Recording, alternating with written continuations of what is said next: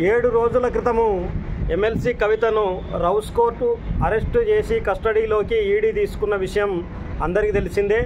అయితే ఈ రోజుతోని 7 రోజులు కంప్లీట్ కావడంతో ఆమె కస్టడీ గడువు ముగిసిపోయినసరికి ఈడీకి రావాల్సినటువంటి సమాచారం రాకపోవడం వలన కస్టడీ గడువు పెంపు కోసం మరొక 5 రోజుల పెంపు కోసం ఈడీ మళ్ళీ కోర్టులో వాదన వినిపించింది.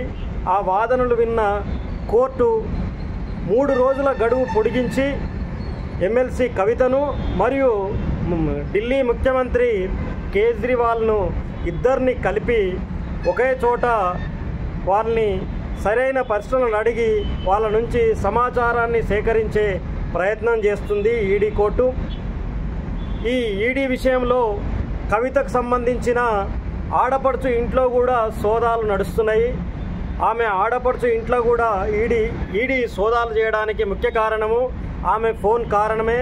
ఆమె ఫోన్లో ఉన్నటువంటి ఎవరెవరైతే ముఖ్యమైన వ్యక్తులకు సంబంధించిన డాటా డిలీట్ అయ్యిందని ఈడీ భావించిందో వాళ్ళందరి పట్ల ఈడీ బంధువులపైన, చుట్టాలపైన మొదలగు వారిపైన ఆ కవితకు సంబంధించిన కేసులో ఈడీ అనేది ఇంకా ముందుకు పోతుంది. సహకరించడం లేదని చెప్పి ఈడీ కోర్టులో కవిత మీద విమర్శ చేస్తే సేమ్ అదే స్థాయిలో కవిత కూడా విమర్శ చేయడం జరిగింది.